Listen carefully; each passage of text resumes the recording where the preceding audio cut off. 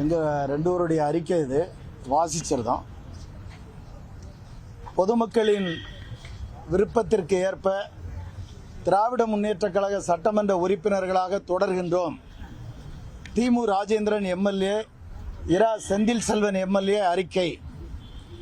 நடைபெற்று முடிந்த சட்டமன்ற தேர்தலில் திராவிட முன்னேற்றக் கழகத்தின் தலைமையிலான மதச்சார்பற்ற முற்போக்கு கூட்டணியின் மறுமலர்ச்சி திமுக வேட்பாளர்களாக மதிப்பிற்குரிய தலைவர் வைகோ அவர்களால் நாங்கள் நிறுத்தப்பட்டோம். உதயசூரியன் சின்னத்தில் போட்டியிட்ட எங்கள் இருவரையும் வெற்றி பெற வைத்த கடையநல்லூர் சீர்காழி தொகுதி வாக்காளர் பெருமக்களுக்கும் எங்கள் வெற்றிக்கு அயராது பாடுபட்ட அனைவருக்கும் எங்களது பணிவான நன்றியினை தெரிவித்துக் கொள்கிறோம்.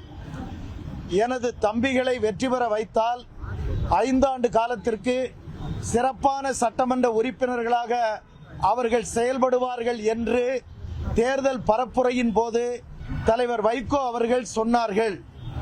தேர்தல் வெற்றிக்கு பிறகு 23/5/2026 கடையநல்லூரில் நடைபெற்ற நன்றி அறிவிப்பு கூட்டத்திலும் அதை குறிப்பிட்டார்கள்.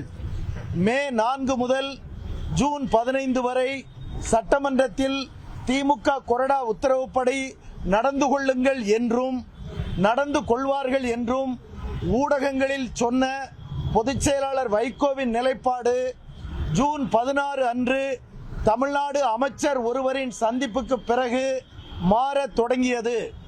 சட்டமன்ற உறுப்பினர் பொறுப்பில் இருந்து எங்களை பொதுச் செயலாளர் வைகோ அவர்கள் ராஜினாமா செய்ய சொன்னார். எங்கள் ராஜினாமாவை அவர்கள் நிர்பந்தித்தார்கள். இதை தெரிந்து கொண்ட தொகுதி மக்களும் பொதுநல அமைப்பினரும் நீங்கள் ராஜினாமா செய்யக்கூடாது, சட்டமன்ற உறுப்பினராகவே தொடர வேண்டும் என்று அறிவுறுத்தினார்கள். வாக்களித்த எங்களுக்கு மரியாதை தரும் வகையில் நீங்கள் செயல்பட வேண்டும் என்று கேட்டுக்கொண்டார்கள். இந்த கருத்துக்களை பொதுச் செயலாளர் வைகோ அவர்களிடம் நேரில் சொன்னோம். அவர் அதனை ஏற்கவில்லை.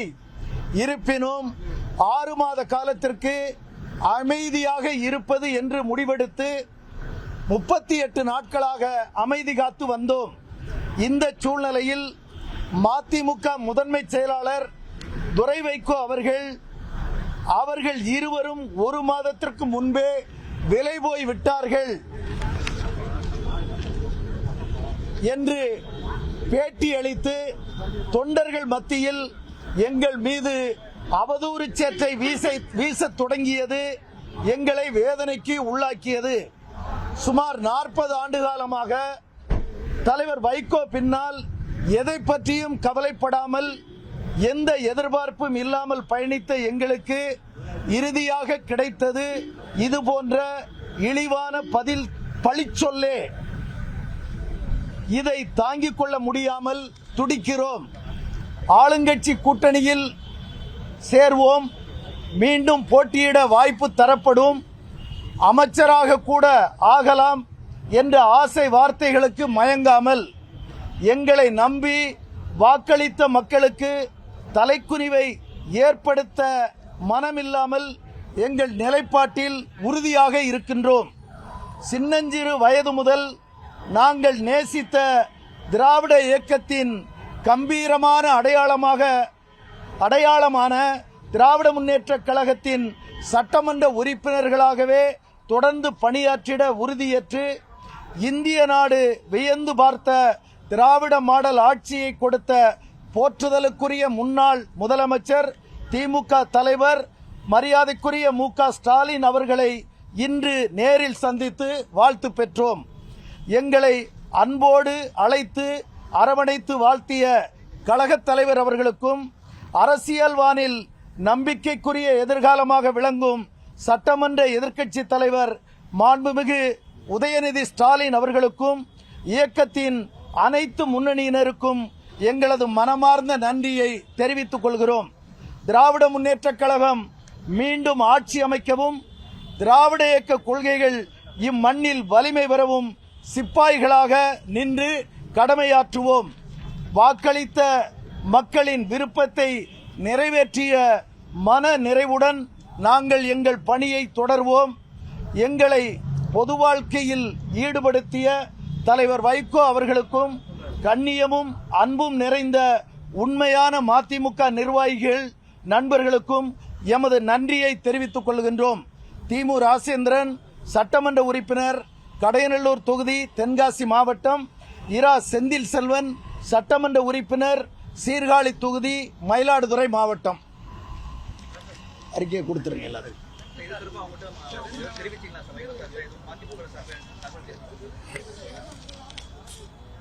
இந்த அறிக்கையில் தற்சமயம் உங்களுக்கு தேவைப்படுகிற எல்லா செய்திகளும் இதில் அடங்கி இருக்கின்றன. இதையே எங்கள் கருத்தாக நீங்கள் பதிவு செய்து கொள்ளுமாறு இருவர் சார்பிலும் கேட்டுக்கொள்கின்றோம்.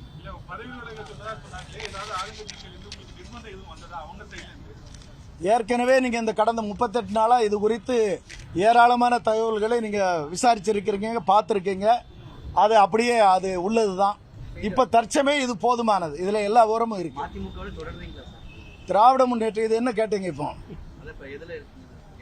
நீங்களே சொல்லுங்க. நாங்க இப்ப என்ன பேசணும்? அந்த கையில என்ன இருக்கு அதை பார்த்துக்கிடுங்க. இந்த அறிக்கையை பார்த்தீங்களா?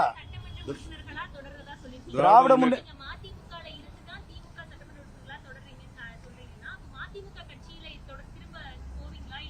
நாங்கள் திராவிட முன்னேற்ற கழகத்தின் சின்னமான உதயசூரியன் சின்னத்தில் போட்டியிட்டு வெற்றி பெற்றோம். பொதுமக்கள் விருப்ப நாங்கள் தொடர்ந்து சட்டமன்ற உறுப்பினராக இருக்க வேண்டும் என்பது. அந்த அடிப்படையில் திராவிட முன்னேற்ற கழக சட்டமன்ற உறுப்பினராக இயங்குகிறோம்.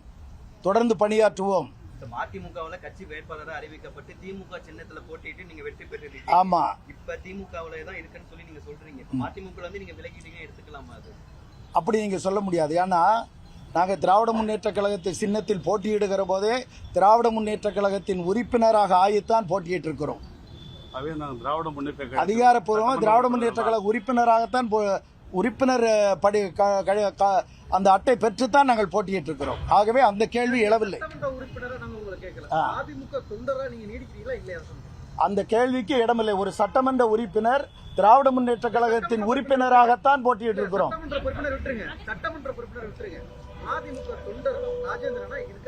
திராவிட முன்னேற்ற கழகத்தில் இணைந்து பணியாற்றுகிறோம் என்று இதில் சொல்லி இருக்கிறோம். அது போதுமானது. அது போதுமானது. இதை நீங்க போட்டு அந்த அறிக்கையை வாசிச்சா அதுல எல்லாமே இருக்கு.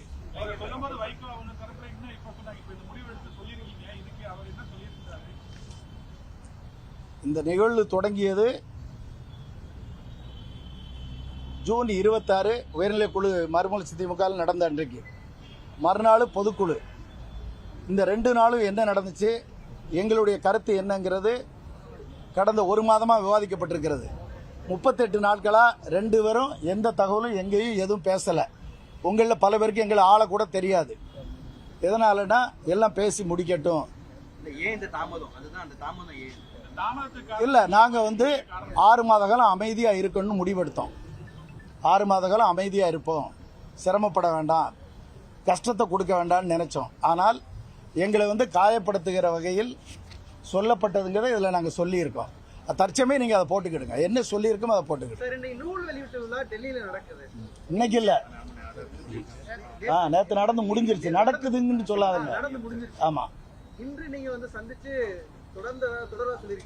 இல்ல, அது என்னன்னா சட்டமன்ற கூட்டத்தொடர் பட்ஜெட் கூட்டத்தொடர் முடிஞ்சாச்சு. நாங்க திராவிட முன்னேற்ற கழக சின்னத்தில் நின்ன எல்லாத்தையும் திராவிட முன்னேற்ற கழக வரிசையில தான் அமர வச்சிருக்கிறாங்க. எல்லாமே சட்டப்பேரவையில் அப்படிதான் சீட்டு ஒதுக்கி அமர வச்சிருக்கிறாங்க. அதனால அந்த முடிவு எடுத்து நம்ம இறங்க வேண்டியிருக்கு. 2வது 6 மாதம் நம்ம காத்திருப்போம்னு சொன்னது மறுமலர்ச்சி திமுகவில் முதன்மை செயலாளர் அவர்கள் நாங்கள் விலை போய் விட்டதா சொன்னதுக்கு அப்புறமும் அது காத்திருக்க முடியாது. காத்திருக்க வாய்ப்பே அவர்கள் தரவில்லை. அது மனவேதனைப்படும். எப்படி எப்படி முன்னாடி 6 மாத காலம் காத்திருக்கிறோம் என்று தலைவர் வைகோ அவர்களுக்கு நாங்கள் முறையாக சொல்லி இருந்தோம். எப்படி வேணாலும் எடுத்துக்கிடுங்க, எப்படி வேணாலும். இப்ப மீண்டும் உங்களுக்கு சொல்லுங்க, சுருக்கமா பேசினா செய்தி நல்லா இருக்கும். ரொம்ப பேசி கெட்டு போறதுக்கு ஆமா, அதுதான் இதுல இருக்குமா. எங்க அறிக்கையில உங்களுக்கு தேவையான எல்லாமே இருக்கு. அதை போட்டாலே நீங்க எங்க கருத்து இதுதான். விருப்பம் இல்லையா? தாவேகா கூட்டணியில சேர்றதுக்கு விருப்பம் இல்லையா? நாங்கள் திராவிட முன்னேற்ற கழக சின்னத்தில் போட்டியிட்ட சட்டமன்ற உறுப்பினர்கள் திராவிட முன்னேற்ற கழக சட்டமன்ற உறுப்பினர்களாக பணியாற்றுவதுதான் சட்டப்படி சரியாக இருக்கும். தாவேகா கூட்டணியில் திமுகவிலிருந்து தேர்ந்தெடுக்கப்பட்ட சட்டமன்ற உறுப்பினர்கள் இயங்க முடியாது. அப்ப மதிமுகவில இருந்து விலகுற மனநிலையில நீங்க திரும்பவும் அதை நீங்க புரிஞ்சுக்கலையா? இதுல இருக்கு, உங்களுக்கு எல்லா விளக்கமும் இருக்கு. இது தெளிவா சொன்னாதானே தெரியும். உங்களுக்கு வைக்கோமான உறவு என்பது இப்ப நீங்க மதிமுக உறுப்பினரா ஒரு கட்சியில சேருவோம். இப்ப மதிமுக உறுப்பினரா இருக்கிற மனநிலையில உங்களுக்கும் வைக்கோமான உறவு வந்து ரொம்ப நீண்ட ஆமா கால உறவு. ஆமா எந்த அளவுக்கு கஷ்டம் ஏற்பட்டது? தலைவர் வைகோ அவர்களோடு நான் தனிப்பட்ட முறையில் கொண்ட உறவு நீண்ட காலமானது. பொதுமக்கள் விருப்பத்திற்கும் நாட்டு மக்கள் ஏற்றுக்கொள்ளவே முடியாத ராஜினாமா என்கிற இதை சொல்லுகிற போது என்னுடைய கருத்தை ஆழமாக பதிவு செய்தேன் என்பது பொதுக்குழு என்று நான் ஒரு செய்தியாக வெளியிட்டிருந்தேன். கட்சி பதவி என்றால் தலைவர் விரும்புகிற எந்த கட்சியாக இருந்தாலும் தலைவர்களுடைய விருப்பம்தான். சட்டமன்ற உறுப்பினர் பொறுப்பு என்பது நிறுத்தியது தலைவர் வைகோ.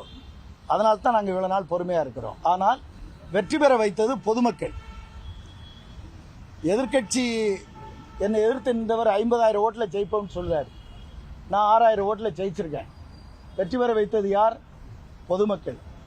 அவர்களுடைய விருப்பத்திற்கு எண்ணத்திற்கு புறம்பா திரும்பவும் 4 மாசத்துல ஜீப்பில் ஏறிட்டு மீண்டும் எனக்கு வாக்களிங்கன்னு சொன்னா அது ஒரு முரண்பாடு. தலைவர் வைகோ அவர்கள் எங்கள் தம்பிகள் 5 ஆண்டு காலத்திற்கு சிறப்பாக பணியாற்றுவார்கள் என்று தலைவர் வைகோ அவர்களே பிரச்சாரம் செய்திருக்கிறார்கள். நன்றி அறிவிப்பு கூட்டத்தில் பேசி இருக்கிறார்கள். 4 மாதத்துல ரிசைன் பண்ணிட்டு மக்கள்கிட்ட போனா அந்த மக்கள்கிட்ட நம்ம எதிர்கொள்ள முடியாது. இதை தலைவர் வைகோவுடன் நேருக்கு நேர் நாங்கள் பணிவோடும் அன்போடும் கண்ணீரோடும் சொல்லி இருக்கிறோம். அதில் தான் தலைவருக்கும் எங்களுக்கு ஒரு கசப்பு ஏற்பட்டிருக்கிறது. இன்னொரு செய்தியை நான் சொல்லியிருந்தேன். 6 மாத காலம், ஓராண்டு 2 ஆண்டுகள் கழித்து தலைவர் வைகோ அவர்களே எங்களுடைய முடிவு சரி என்று நினைக்கக்கூடிய நாள் உருவாகும். அன்றைக்கு அவருக்கும் எங்களுக்குமான அந்த பிரிவு துயர் நிரந்தரமாக விலகும். புரிஞ்சுக்கிட்டீங்களா? போதும், நன்றி.